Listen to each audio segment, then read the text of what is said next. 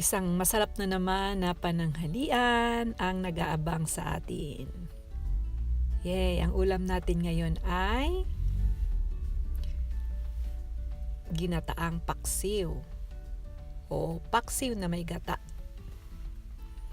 So ito yung mga ingredients natin. Meron tayong luya, bawang, sibuyas,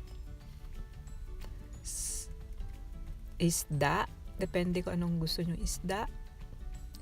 Ngayon, i-ready na natin yung gata. Nakachamba kami ngayon ng gata sa Asian store at medyo sariwa yung nakuha namin.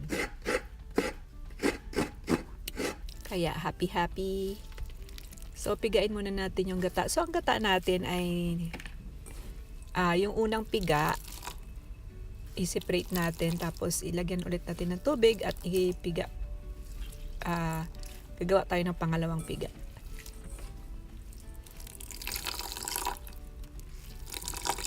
So ito yung gata natin, yung gata na unang piga at saka pangalawang piga.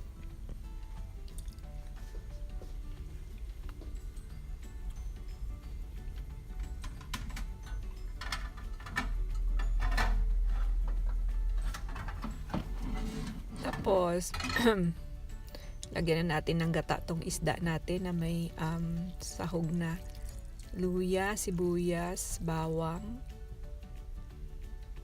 na may banig, may sapin na dahon ng saging. Tapos lagyan din natin ng vinegar.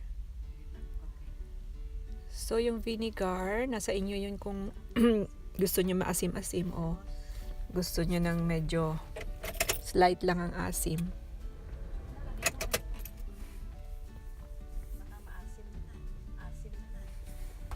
Tapos lagyan din natin ng asin.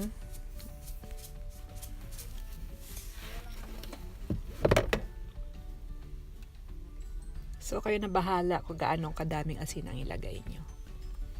Tapos ilagay natin yung second layer niya. Ganun din ang gagawin natin. Lagyan natin ng gata, lagyan natin ng asin, suka.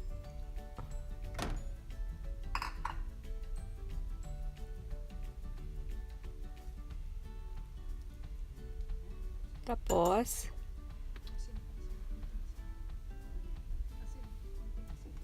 takpan natin. Takpan natin at pakuluan.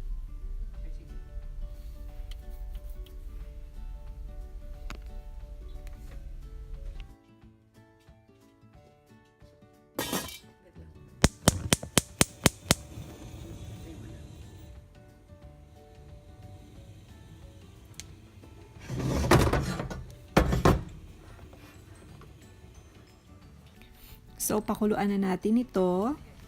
Ayan, kumukulo na siya. Naamoy ko, ang bango-bango. So, ilagay na natin yung unang gata, yung unang piga na gata.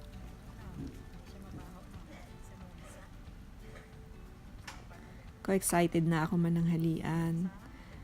Tapos takpan natin at pakuluan ulit hanggang sa maluto yung isda, maluto yung gata. At yun, nako, bango, sarap naman. So I hope magustuhan yung recipe na to. At please comment below kung meron kayong suggestion. At please share and subscribe kung hindi pa kayo nakapag-subscribe. At yun lang, maraming salamat sa panood nyo at pagsubaybay sa channel na ito. And thank you and see you next time. Bye-bye!